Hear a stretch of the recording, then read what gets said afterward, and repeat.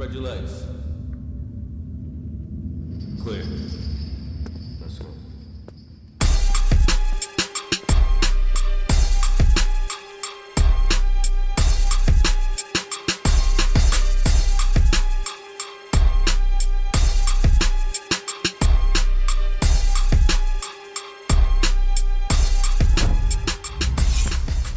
You already know what it is. Your boy Pistol Pete. Welcome to Dog in the Yard. It's that yard talk. Today we got G from Brooklyn. G went to jail at 18 years old for armed robbery. Like a lot of us, 18 years old, nothing you could really tell them, running around the street, getting caught up with the street life, hustling and doing other shit in the street. He wound up in Rikers Island, C-74. They offered him 7 years for armed robbery. He didn't take it. He got 25 flat. With all that being said, let's welcome G to the Dog in the Yard talk with your boy Pistol Pete. Hey man, I want to just take the time out to thank my guys up there, Jake and Ben, for doing an amazing job with this pen. This is that Dom CBD pen. These guys took their time doing this pen. It tastes great. They do them 3 different flavors: berry, mint, and mango. My favorite is berry, just to let you know, guys. I know a lot of people out there dealing with pain, dealing with anxiety, where I deal with anxiety. And I'm telling you guys, it works for me. If you want to place your order today, you're more than welcome. Just hit up domecbd.co, punch in the code, Dog in the Yard, and you get your 15% off early. So for those people that's out there that's going through it right now and is stressed out in the house, that don't smoke marijuana, trust me, my brothers. This CBD pen does it all, man. Place your order today, man. It's your boy Pistol Pete, Dog in the Yard. You already know. When you in that Tampa Bay area, make sure you reach out to my boy Gus Torres, man. If you want anything that has to do with real estate, man, make sure you hit him up. You get the lowest prices and the finest houses, man. Trust me when I tell you. But don't forget to mention my name. You already know that Pistol Pete will get you that early discount. And that's my brother, man, Gus Torres. You already know, out in the Tampa Bay area. Make sure you hit him up, man. Sell, buy, invest, all that. Make sure you hit him up, man, because he focused with that out there. Tampa Bay, you already know, it's your boy Pistol, man. Get at me. You already know what it is, your boy Pistol Pete. And when you in that Boynton Beach area, make sure you see my boy, man. If you trying to get lined up, shaped up, and you need that privacy, make sure you see my boy, man, at that Private Hair Studios, man, up in Boynton Beach, man. Gateway, man. And check out my boys up there, man. You know what I mean? They focus, man. My boy Herm, DJ, they out there, you already know. It's super private and it's exclusive. Most importantly, you already know it's your boy Pistol Pete, Dog in the Yard. You already know what it is, your boy Pistol Pete. Welcome to Dog in the Yard. And today's guest, my man G from Brooklyn, that did 22 years for armed robbery and burglary. You know what I'm saying? What up, G? How you been, brother? I'm all right. I'm holding on. What you been doing, man? I've been staying busy. Staying busy? Absolutely. So, I wanted to speak to you about it as far as what year you went to jail? 1996. Or 96. Mm-hmm. And how old you were? 18. 18 years old. Wow, you was a young man. Mm-hmm. And where you caught your case at? Where the armed robbery and burglary took place at? Queens County. Okay. So you got caught and then where you went to Rikers Island? I got arrested. I got sent to Rikers Island. Tell me a little bit about your background, like where you from, a little bit, and and then you could tell me everything as far as what transpired a little bit, and you went to Rikers Island. Go ahead. I'm from Brooklyn, born and raised in Bushwick and Bedford-Stuyvesant. Growing up, doing everything normal kids do. I just got caught up in the street life, being like everybody else in my school and hanging out with guys in the street. I wound up getting in trouble for a crime. It was pretty much peer pressure, hanging out with the wrong people. And I wound up getting locked up. When I got locked up, I got sent to Rikers Island. From Rikers Island, it's my first time on Rikers Island. Didn't know nothing about it. So you went to what building of Rikers Island you went to? C-74. It's for adolescents. Okay, so and First time in jail. As an adult, considered adult. But my Right, first you time know- in jail was like when I was 15, went to Spofford. Oh, okay. So you've been in Spofford before. Yes. What you went to Spofford for? I went to Spofford for robbery. Okay. So, were you there for a long time? I went to Spofford. I was there about 6 months before I got sentenced for a crime 1 to 3. From 1 to 3, I went from Spofford to a juvenile facility upstate. Okay. Goshen Secure Center. I've been through that too. I did my little 1.5 years. Spofford, all that in the Bronx and all that. It's crazy. All right. So after that, you just came out and then you got yourself in trouble at 18. I came home. I was in school doing football, high school football, everything, and I wound up hanging out with the wrong people. I'm trying to do everything I'm supposed to do, but it's like if you don't change your circumstances where you live at, you're gonna see the same people because you have this little image that you try to uphold, and people say, "Oh, yo, what's up? What's going on, y'all? This is what I'm doing," and you want to help them out, but at the same time, you want to get caught up, and that's what happened. So you wound up getting yourself caught up. I wound up getting caught up. I had a choice to make whether or not they want to know. Police, they're gonna question you, and you got a choice whether or not you want to give up the people that was involved or you take it to trial. That was my choice. I took it to trial. Okay. They gave me a plea. They offered a plea of 7 years. I wouldn't take it because I got to come back to this neighborhood. I live in this neighborhood, so I got to come back here. So I went to trial. I wound up going to trial and I lost. And they gave you what? They wound up giving me 25 years. 25 years. 25 years. 25 to what? 25 flat, 25, the maximum on robbery. Okay, and you went up. So how long you was on Rikers Island? I was on Rikers Island for approximately, I want to say, about 11 months. Okay, and then that's when you went to trial and So then with the blew trial, and got 25 years. 25 years. You the only building that you was on Rikers Island was a 4 building. Only the 4 building. Only the 4 building as an adolescent. But once you turn 19 years old, they send you to OBCC. Okay. Or they send you to the adults. At that time, I was in OBCC, so I wound up cutting somebody. Okay, so you went. Okay, so you got yourself in trouble while you was in jail. Absolutely. And C-74. C-74. You cut somebody. Absolutely. With what? A razor. And how you managed to do that? Well, it was more like, you have a way of getting things in prison. Right. And at that time, because of how much time I got, I felt that they gave me time for something that I didn't do. You gave me a amount of 25 years. How you give an 18-year-old 25 years? How? God can't even see down the road. Absolutely. 25. 2021. It's 1996. I can't see that. I can't even see that far.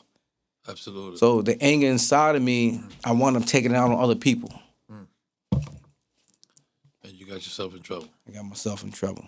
So you cut the guy. I cut the You guy. had to dispute for what reason? At the time, I needed to get on the phone. And the guy's telling me, yeah, you got next, but he's staying on the phone more than an hour. Bro, I just told you I need to get on the phone. I got some stuff I need to take care of. But he's not trying to hear that. He's not trying to respect the fact that I'm trying to get on the phone.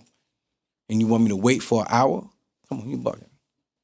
So he thought he was just like he could just rough you off. Absolutely. Okay, so then you cut him. So obviously, what happened then after that? After that, they wind up going to the CO, letting them know what happened. Yo, this guy cut me. They come search me, put me in cuffs, take me out, straight to the OBCC. And what's OBCC? That's the box. That's like the Bing. And what is the Bing? Solitary confinement. For the people that don't know, and the viewers and the people that just listen, we need That's solitary confinement. Okay. Separate from general population. Okay, and they put you in there. They put me in there. And how long you was there? I was there for the next 4 months.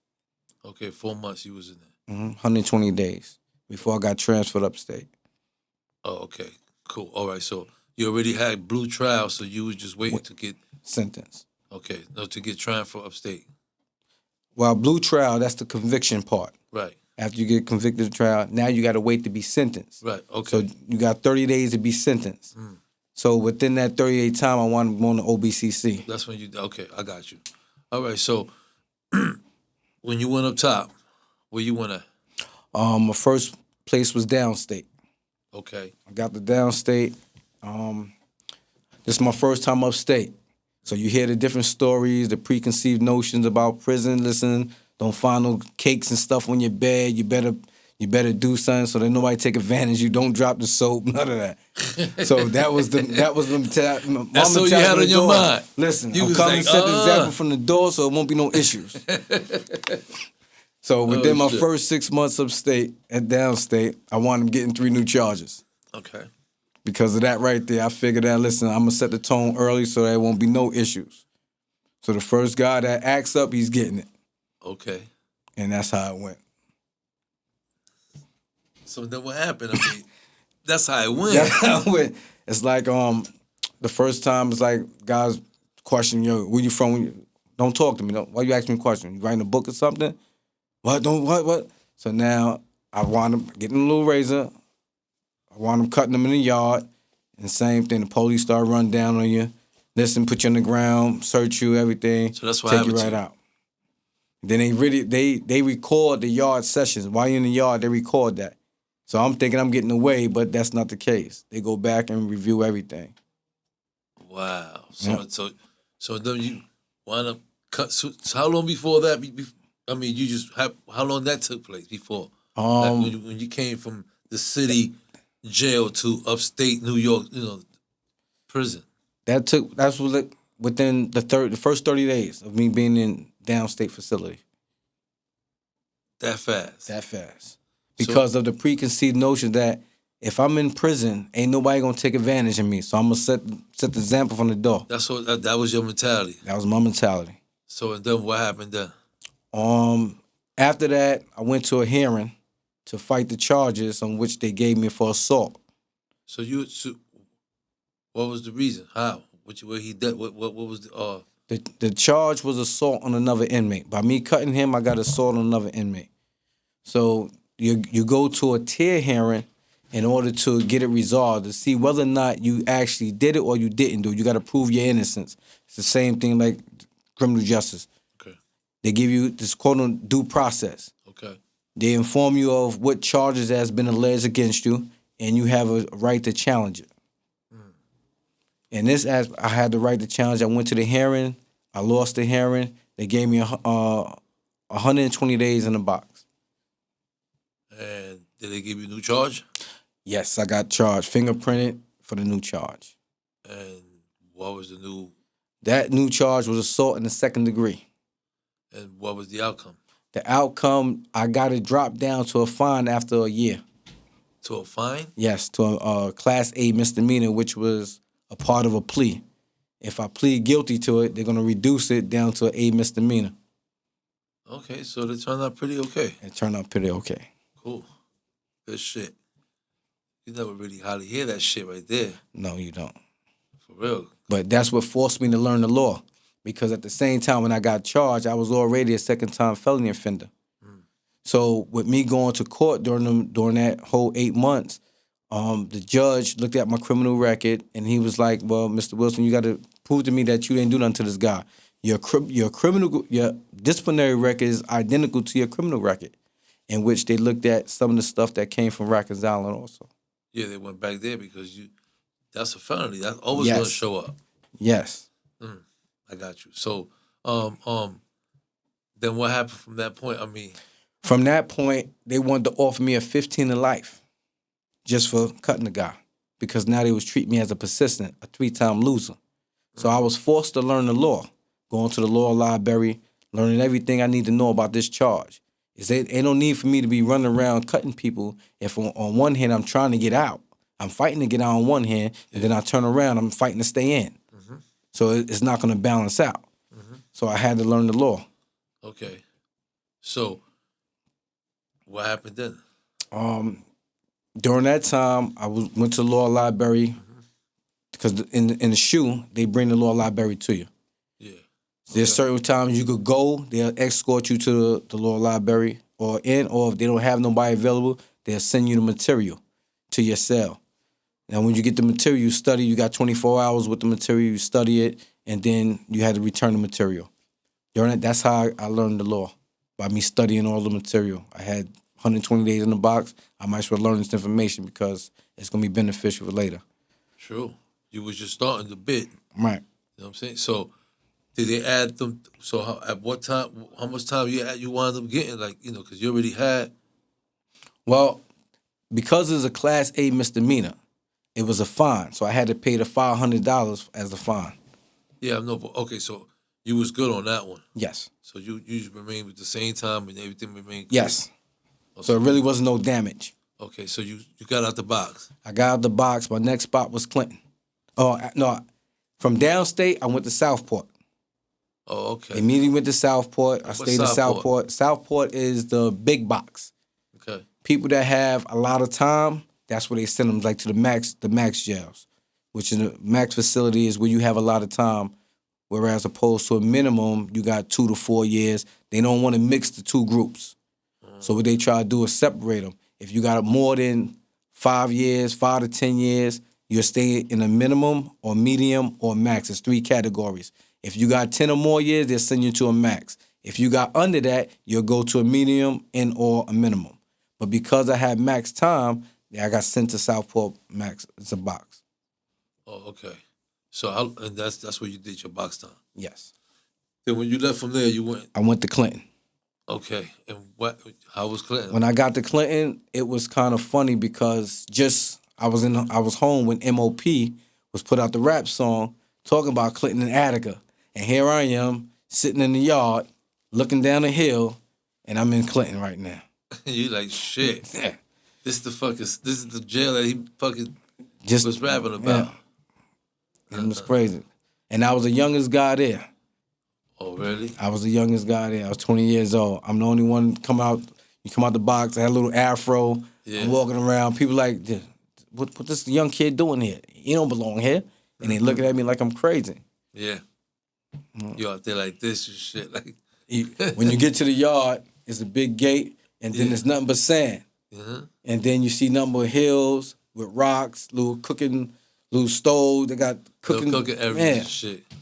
And it's like, yo, listen, this is like I've never been here before, and it's like something new, totally new. And this is a prison environment. So G, let me ask you, so what else you started? I mean, like after that point that you studied the law and all that, what happened from that point on? Like you got out the box and what? I got out the box. At Clinton, I had met some old timers. I started surrounding myself with other individuals because they was trying to school me because I was young on how to bid. And they started explaining to me the different types of energy that you have. And I explained to situated brothers like, yo, why you just got out the box? You just came upstate. What you doing in the box? You got new charges. So he was explaining to me, he said, listen, depending on who you meet, who you befriend, is going to determine whether or not you get out of prison or you die in prison. So it's important that you start paying attention and taking advantage of every opportunity that you have.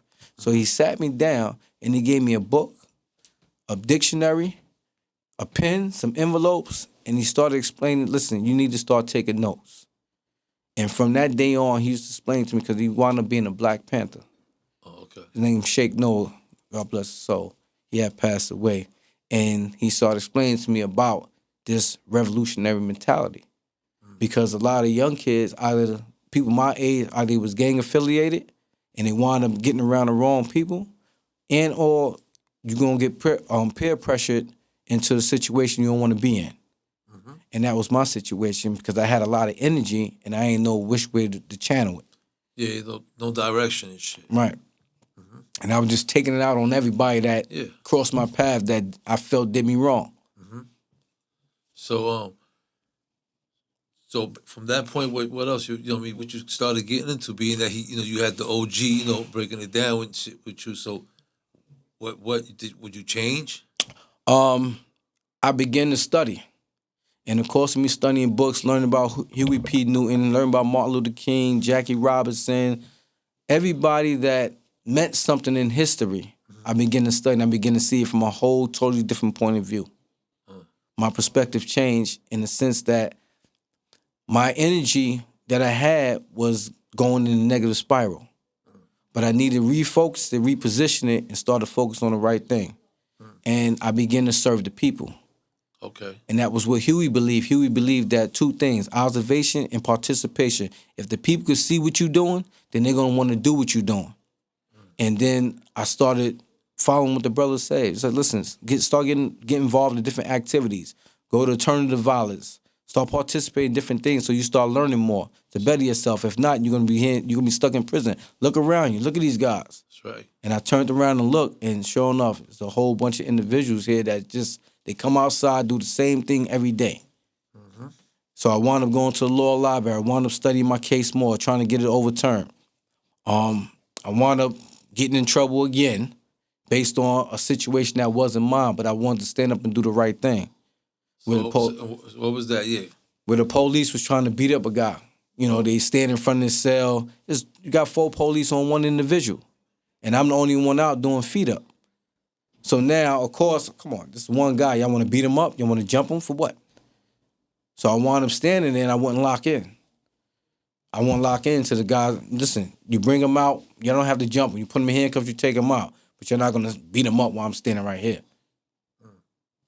And that led me to the box again. So they took you back to the box, Took G. me back to the box. But they didn't jump on you or nothing? They didn't jump on me. Told me, listen, put your hands behind your back. Well, that was kind of different, huh? They didn't jump on you, huh? They didn't jump on me. So, especially at that jail. But they see me that's every what I'm day. saying. That's why I'm like, what? They didn't jump on you? They didn't jump on me because they saw me every day. I served the people the food. Okay. The same when the food carts come and they want food out the carts, they take food out the carts. And then now we got to explain why they order extra trays and stuff like that so they can eat. Yeah. So it wasn't no issue because they see me every day. I wasn't a threat, but they knew that, okay, this guy, he's not going to lock in. He's serious. Yeah. So they looked at it totally different. So they took you to the box? Took me to the box. And what happened then? I got charged again. I wound up, this time I played guilty because I was dead wrong. And I told them why. I said, listen, they wanted to jump the guy. Period. Yeah. Why you going to jump him? You want to put him in handcuffs just like you did to me. You put me in handcuffs, took me right out. But no, y'all want to beat him up for whatever reason. Went to the box. I got out the box. I got transferred to Auburn. And I went around. All different facilities, man. From getting in trouble or? No. It's just been a journey from one facility to another. Sometimes you get disciplinary transfer. Sometimes you could put a preference transfer in. Yeah. And then you get transferred to different facilities. So did you ever made it to a medium? Yes, I made it to a medium about a good 15 years later. So from 96, I've been Sing Sing, Kawasaki, Clinton, Attica, Windy, most of the max facilities I've been around. Yeah. One of the things that I did do was play football in prison. That was my sense of my sense of positive energy. Yeah. And at Attica, you play tackle football. You know, even though police bets on the games, you got a certain block you in, and if you good player, the police will try to get you to this particular block, which is B block in Attica. Now I was in E block because that was the block that the police, they totally different in Attica. They treat you like a human being, even though the standard is no, you're not supposed to. Okay. Because of the Attica riot and stuff that happened back then. So they feel that this is our jail, nothing goes on here, the inmates is shit, all that. So that's how you treat you. But the police that got 20 more years in, they don't want to go through no headaches. They just want to come do their time and go home. So they treat you totally different in E block. Wow. So then what happened? While I was in E block, we played football. Most of the individuals over there, they worked the mess hall. You have porter spots. They work mess hall workers. And that was our little thing. We had a little team going on. We played football. We beat up on all the other blocks. So B block was the most block that everybody, the police try to get individuals there, and they make this super team that they can't be beat because they got all the good players. But in this particular block, we did good. We spanked up on them. So in them so you did the rest of the time just moving around? Moving around, different facilities. So in them when you came home? I came home in 2017. Wow. So you been home, you brand new. Just about. I mean, right? Just about. Shit. And what you been doing? Since my release, I've been working. I have 3 jobs, 2 paid, 1 is volunteer. I work for the Cases organization in Brooklyn, the Center for Alternative Sentencing and Employment Services. I'm a mentor. I mentor youth on Tuesdays and Thursdays nights from 6 to 8 p.m. We give them essential life skills, Good stuff. take them on field trips. We spend more time with them. We try to interact with them. Right out of the Tompkins housing projects. We meet down in the community center. They come down there. Whatever it is that is going on, like we be the big brothers. We try to help them. They need employment. They need schooling. They need money for whatever the organization donates to them. That's real cool, man. Let's give it up for G, man. That's what I'm talking about, man. So, and you just straight out of jail, straight out of prison, from doing 22 years. 22 years. That's good, man. So, what's your other job? My other job is I do accessoride / chauffeur work. Like medical trips, I drive a car that assists like door-to-door service. Pick a patient up, take them to the hospital, drop them off, pick them back up, take them back to their location. Okay. Black car is the chauffeur work. I get assigned celebrities, CEOs. They want to do the long distance trips from New York to Pennsylvania, New York to Connecticut, JFK. Anything that, whatever assignments that I get, I'll just get it. And you on parole? And I'm on parole. And how's that? How so far, how they been treating you? Well, parole is difficult. It depends on which parole officer you get. Because, like, when I first came home, the first job that I was offered was, I forgot the name of the program. I can't remember the name. Take your time. It's all right. It was a job that dealt with individuals. I was going to be a clerk because I worked for the Osborne Association before I got released. And part of work for the Osborne, I was a clerk for them in the prison environment. And the extension part is when I got out, they was going to employ me full time to a $45,000 job a year. My parole officer told me that I couldn't get this job because I would be assisting individuals that was on parole, which is a violation of your probation. Right. But I told him, I says, listen, I got trained for this while I was in prison. Taking these programs, transitional service facilitator, all these things I got certified for, now it's time for me to utilize them, and you telling me that I can't.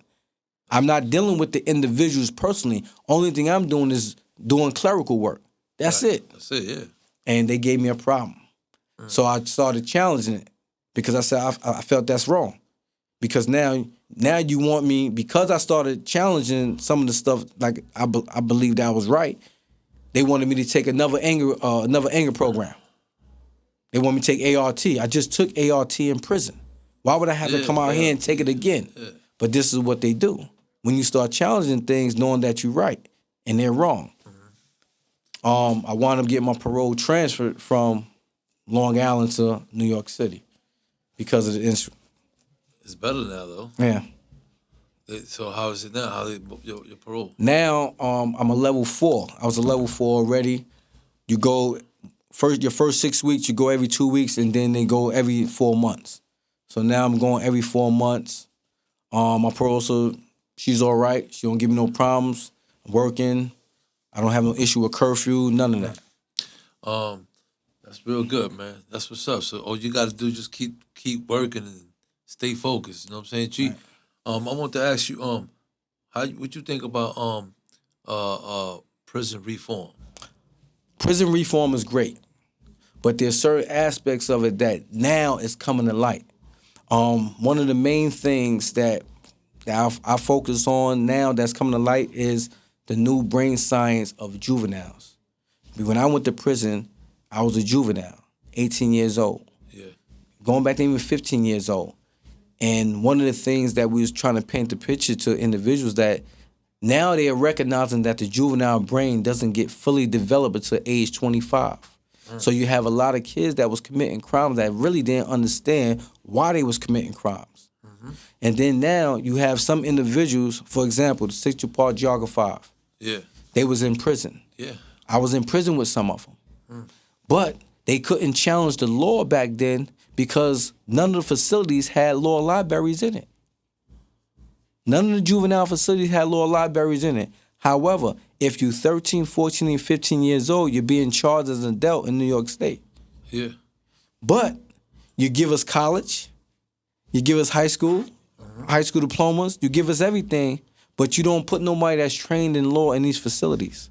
So now, once the individual who's charged, 15 years old, charged as an adult, transferred to the Department of Corrections, his time limitation is over because he had 1 year to file a federal waive.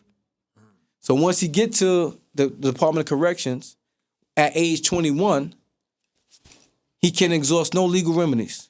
Everything is done because they slammed the door on him because they failed to offer a law library in none of the 42 facilities. Now, here it is, 30-some years later. Now they're saying, yes, the juvenile brain is not fully developed, so they don't understand. Let's go back and correct this. You have people that's serving 9 to life. Who got a guy who went to jail at 15 years old. He's 40-something right now, just being released. Damn shame. Yes, in New York State. That's what happens. No, I know that. That's just the way the system is just described like that. Right. And for me, challenging it, I spent most of my time in the law library, helping other individuals because I may not have the circumstances. Doesn't mean other people have the circumstances. Absolutely. Some of them have them, but they just don't know how to litigate them. They don't have the money to get a lawyer. They don't have the money to pay some of the ones inside because they want to get paid for their services, and it's bad. Yep. So I had to sacrifice that time because if I see something and you want to right or wrong, and the guy got the circumstances, why not file a motion? Yep. You understand? I want to see him on the side return with his family. So my whole perspective changed, and I wound up serving the people. So G, you know your shit, man. So you just gotta stay focused, man. You know what I'm saying? Absolutely. And you gonna be good. I can see that you know what I mean? You got it. You know what I mean? You look good, man. You know what I'm saying? I want to thank you a lot, man, for coming by and all that. You know what I'm saying? It was a pleasure having you and all that. You know what I'm saying? This is a platform, you know what I'm saying, for brothers like yourself that's coming home, you know what I'm saying, for be able to come out, you know what I'm saying, and express how you feel about shit, you know what I'm saying, and share your knowledge, you know what I'm saying, with the youth. Because this is what we do, this platform, Dog in the Yards, for the youth. You know what I'm saying? Because we already lived our way. We learned the hard way. So, you know, it's a bunch of kids just like yourself. You was 18 years old, like, you know what I'm saying? Like, you a kid. 22 years of my life behind bars. That's crazy. You know what I'm saying? 22 fucking years.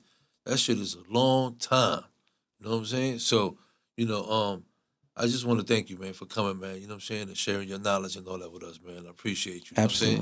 You know what I'm saying? And all No that. problem. All right, my brother. Thank you. Yes, sir. You're welcome. First and foremost, let me thank my brother G for coming through from Brooklyn.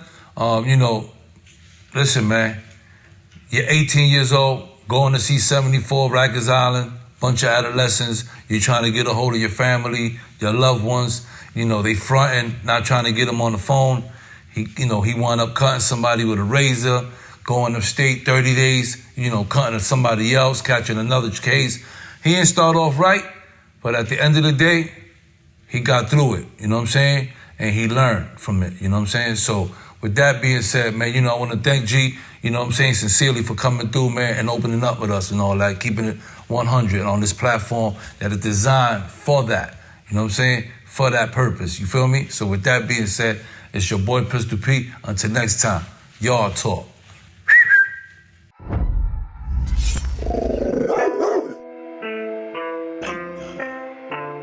Splash.